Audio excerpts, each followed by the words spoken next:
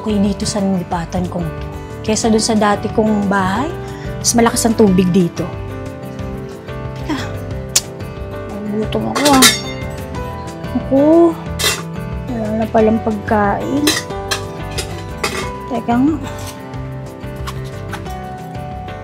Ako, wala rin akong pera. Ano ba yan? Ano kakain ito? Nagugutom na ako. Tao po! Tao po! Tao po! May tao yata. Teka, titignan Tao ko po? muna. Hi! Ano yun? Hi. Birthday kasi ng anak ko. Dinamihan ko na yung luto para ma-share ko dito sa inyo mga kapitbahay ko. Taga rito ka rin ba? Sana magustuhan mo. Ako, saktong-sakto. Gutom pa naman ako. Ano ba to? Talaga. Meatballs yan, tsaka may mga ulam dyan sa baba. Oh, kumpleto, ano? Panigurado magugustuhan mo yan kasi sabi ng mga kapitbahay dito na masarap daw akong magluto. Parang putla, no? Tsaka, hindi siya mabango. Hindi kasi ganito luto sa amin, eh. Pero, sige, kakainin ko na.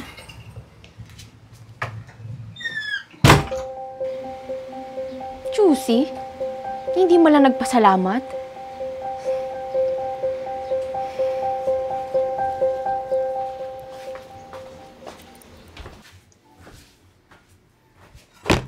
Natikman nga itong pinagmamalaki na masarap daw.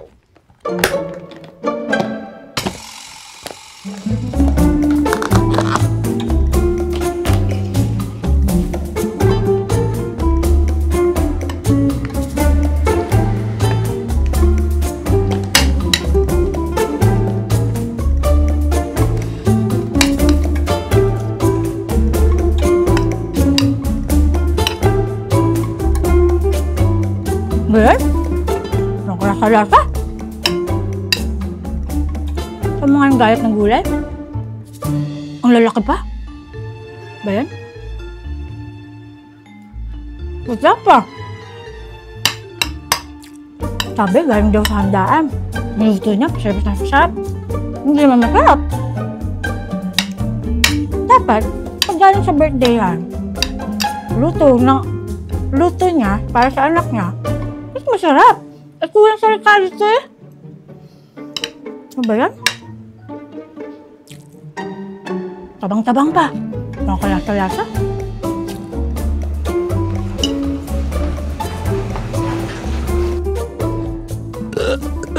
Nabusog ako.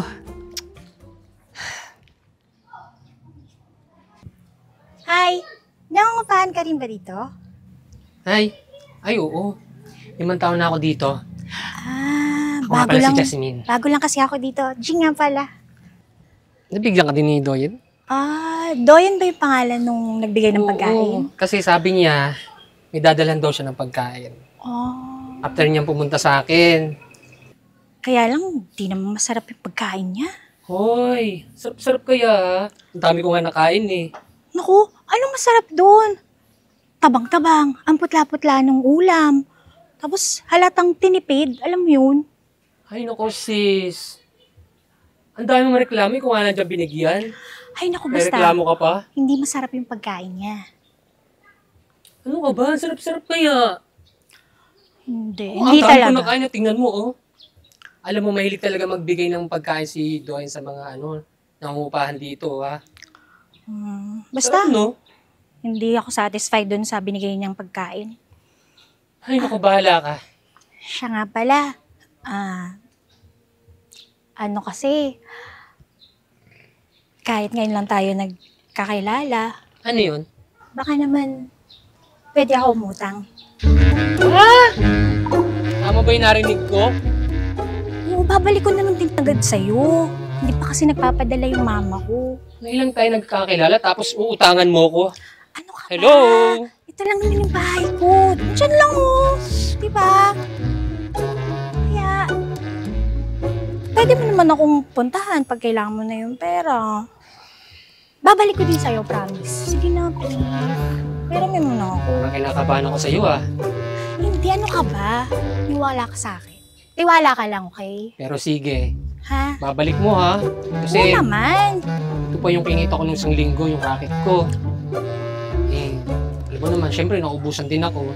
Syempre, Oo, huwag ka mag-alala. Babalik ko sa'yo. Ha? Sige na. sige, tinatago mo. Thank you, ha? Babalik mo yan ha. Oo. Pero mukha ka namang di mo ako tatakbuhan. Charis. Hindi naman, to naman. Dito rin naman ako nakatira eh. Ha? Okay ha? Promise yan ha, babayaran mo ako. Siya, sige, alis na ako. Meron pa akong gugupitan. Iba akong customer. Okay. Babush. Sige, bye-bye. Sige. Ben, kailangan pong pilitin. Kala mo naman, ganda-ganda. Ay, mga suke, bili na kayo! Magmerienda na kayo! Bagong luto to, bili na! Suke! Suke, bili na! Ano yung tinitinda mo? Mga lumpia po, kwek-kwek, mga pang merienda. Pili na po kayo dito. Ano yan? Mga lumpia po, kwek-kwek, mga pang merienda. Masarap ba yan? Oo, lagi nga nabili yung mga nakatira dyan eh. Sukay ko na. Bago ka lang ba dyan? Oo, bago lang ako dito. Oo, kaya pala ngayon kita nakita. Siya, bili ka na. Bibilin mo. Ay siya, pahinga ako isa. Isa po? Titignan ko kung masarap kasi tsura pa lang. Isa pong oh. lumpia, isang kwek-kwek. Lumpia.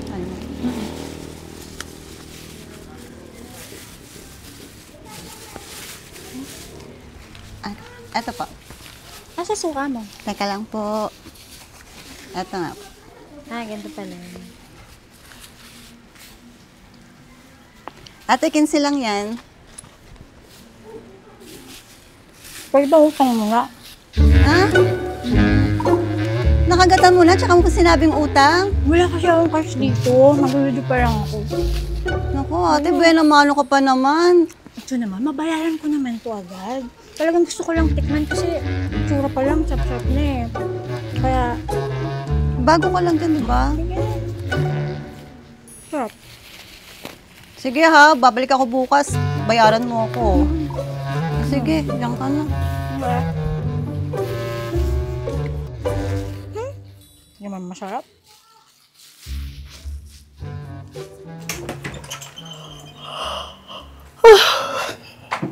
Kayang mga merienda. Sana dumaan dito yung naglalako na makautang uli.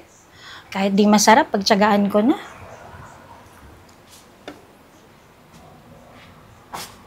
Hi! Ay, Nagluto pala ako ng adobo. As usual, dinamihan ko para mai-share ko sa inyo mga kapitbahay ko. Naku, talaga Sana namang magustuhan mo. hindi mo ko nakakalimutan dalhan, no? Oo naman. Thank you. Siya nga pala, yung nakaraang binigay ko, nagustuhan mo? Ayos lang. Medyo matawang lang, tsaka maputla. Kulang kasi sa ingredients. Next time, kumpletuhin mo yung ingredients para masarap. Sigurado masarap yun. Ganun ba? Mm. Alam mo, sa lahat ng mga kapitbahay ko na binibigyan ko, ikaw lang yung mareklamo. Lagi mong pinipintasan yung mga luto ko, samantalang sila sarap na sarap. Naku, ano ka ba naman? Hindi naman sa ganun. Ako, nagsasabi ako ng totoo sa'yo. Sila pinaplastic ka lang nun.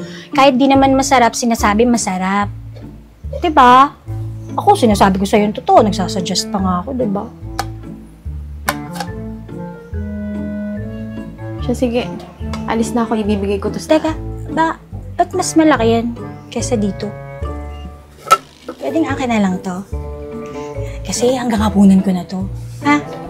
Sige. Ay, mga suke, merienda na kayo dyan! Uy, kanina pa kita hinihintay. Halika, pasok ka muna, nauna no. Oo nga, lakas ng ulan. Ano yung tinitinda mo? Ganun pa din. Magbabayad ka na ba? Naku, kaya nga kita hinihintay. Kasi uutang uli sana ako sa'yo. Kahit nung nakaraan hindi ako nasarapan dun sa tininda mo. Utang ulit, hindi ka pa nga bayad. Eto naman, babayaran ko naman yan. Pati ano, di masarap. Ubus nga lagi ito. Ano ka ba? Huwag mong masamayin yung sinasabi ko sa'yo. Para din yun sa negosyo mo, para lalong pumatok, diba? Sige na, utang na ako. Sige na nga. Pero sa susunod, bayad muna bago utang ha. Oo naman. Ilan ba? Babayaran ko din yan, mga 2. Dalawa pa? Ha?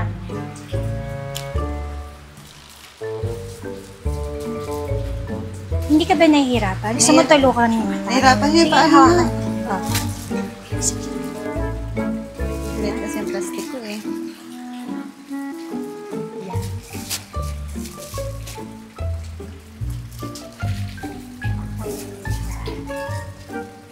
Ah, Yan, babayaran ko na lang pa ha. Sige. reklamo pa. Utang naman. Ah.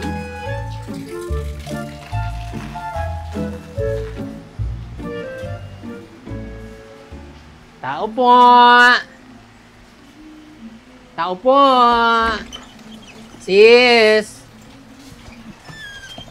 Hi, sis! Oh, sisi, ano natin? Baka naman, pwede ko nang masingil yung hiniram mo sa akin. Hiniram sa'yo? Bakit? May utang ba ako sa'yo? Aba, meron ha? Nakalimutan mo na ba yon? Nung 1 linggo lang yon. Parang wala naman ako natatanda ang may utang ako sa'yo. Sis, nanghiram ka sa akin, di ba? Sabi mo, babayaran mo ko. At saka kung may utang ako sa'yo, sigurado ako magbabayad ako. Baka ikaw may amnesia. Aba, teka. Loka ka ah. Nag-aamnesyahan ka pa. Nung 1 linggo lang yon. Baka nakakalimutan mo.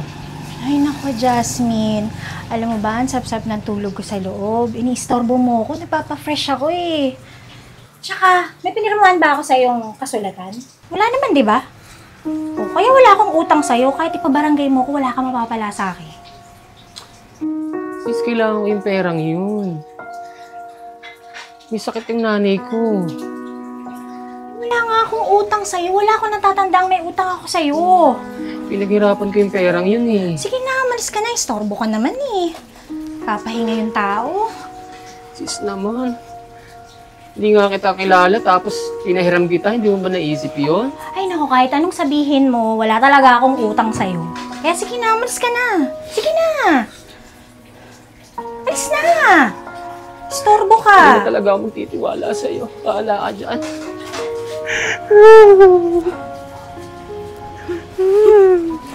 Wala naman akong pinirmahan sa kanya. Kaya, ibig sabihin, wala akong utang.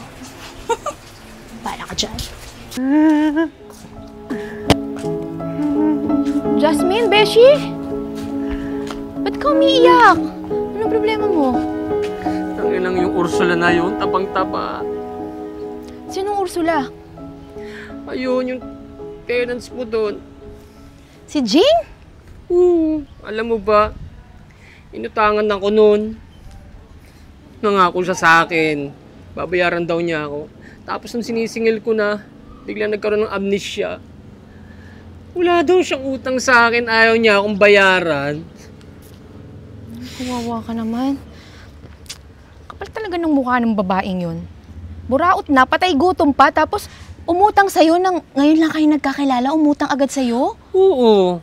Kasi naawa naman ako, sabi niya wala daw siyang pera. Siyempre, pinagbigyan ko naman. Pero Beshi, paano yun? Pambili ko ng gamot ng nanay ko yun eh. Huwag kang mag-alala, Beshi.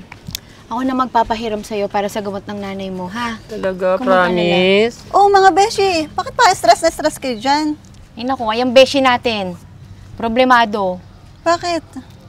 Inutangan daw siya nung bagong tenants ko, si Jing. Si Jing? Naku, may utang din sa akin yun, no? Sa mga nilalako ko. Oo. Oo, tas reklamo pa na reklamo. Utang naman ang utang.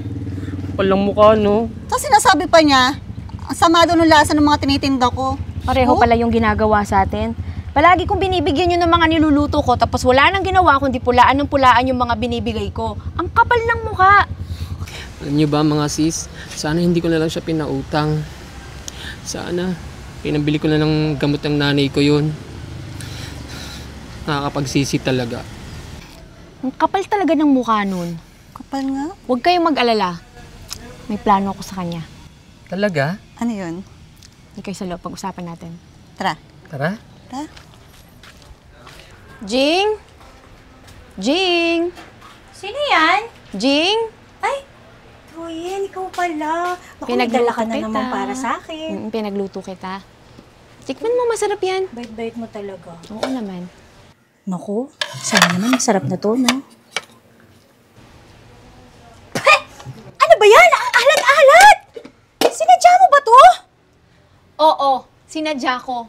Para magkasakit ka sa bato sana. Kapal ng mukha mo. Ikaw na yung binibigyan. Reklamo ka pa ng reklamo. O ano? Buti nga sa'yo. Jasmine? Kapal ng mukha mo, ha? Alam mo, kahit hindi kita gano'n kakilala, pinahiram kita. Hindi mo ba alam? Pinaghirapan ko yung perang yun, yung inutang mo sa akin. Pa-eme-eme ka pa dyan, sasabihin mo. Babayaran mo ako tapos may amnesia ka. Ang galing mo din, no? Maayos ka. Ikaw din? Oo. Yung mga inutang mo sa akin sa paninda ko, buti hindi ka pa pinagsasaktan dyan ng tiyan. Pinautang ka na nga, reklamo ka pa na reklamo. Magbebeshi kayo? Oo. At dahil sa ginawa mo sa mga beshi ko, 1 buwan na lang binibigay ko sa yung palugit. Pwede ka nang umalis dito. Total, wala naman tayong pinirmahang kontrata eh. Sa ugali mo, kahit hindi ka na mga pahan dito sa akin, okay lang. Ikaw ang may-ari nitong paupahan? Oo. Kaya palagi kitang binibigyan ng pagkain kasi ganun ako sa mga nangungupahan sa akin. Pero sa sama ng ugali mo, okay lang kahit na umalis ka na dito. Hindi ka kailangan dito. Naiintindihan mo ba? Ikaw palang landlady ko. Oh, paano ha? Hanggang 1 buwan ka na lang dito. Ayaw na kitang makita dito sa bahay ko. Naiintindihan mo ba? Kapal ng mukha. Tara na. Teka sa'yo.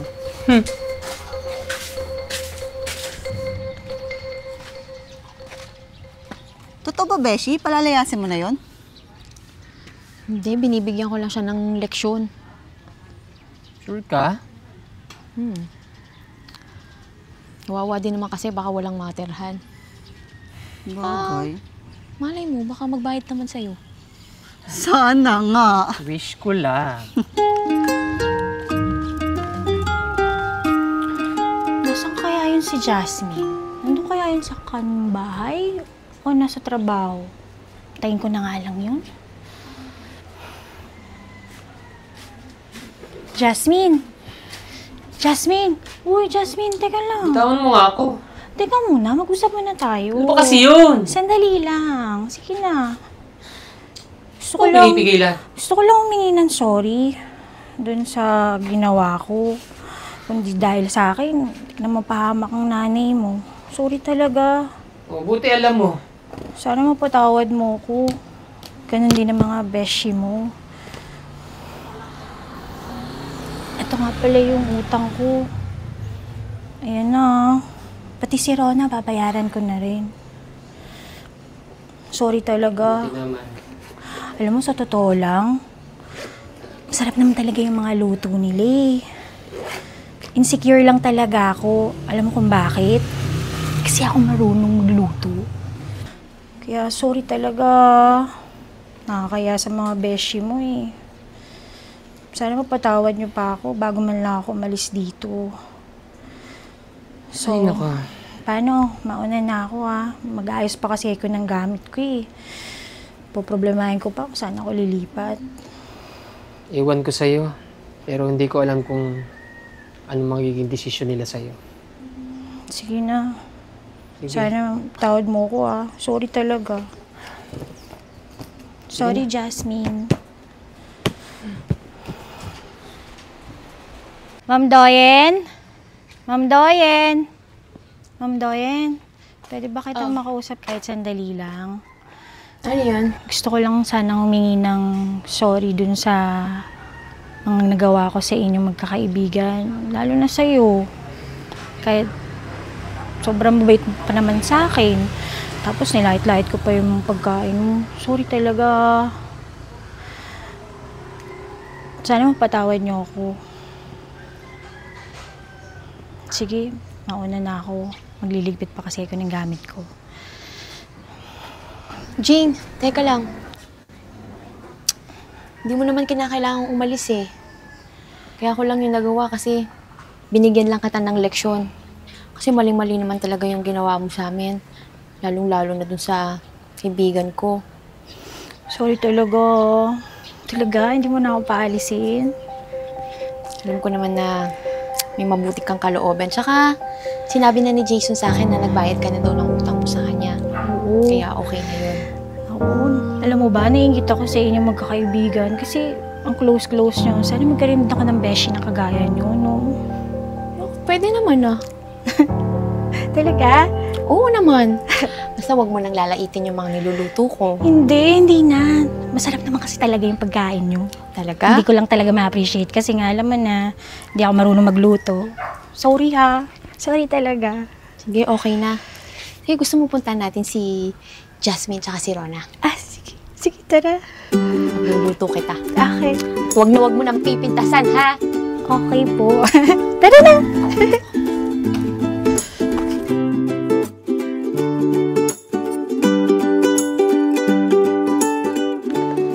Pero sabi mo nga masarap.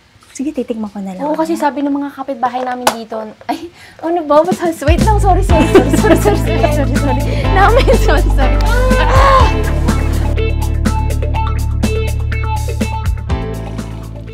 Ay, mga sukay, bili ka na dito! Magmerienda na kayo! Ay, ate, bago ka dito. Bili ka na. Ay. Ay, bago ka dito. Mamaya mo pa isasabihin!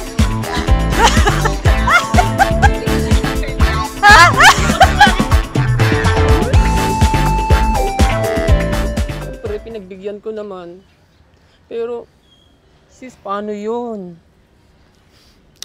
Pinaghirapan ko yung pambili ng...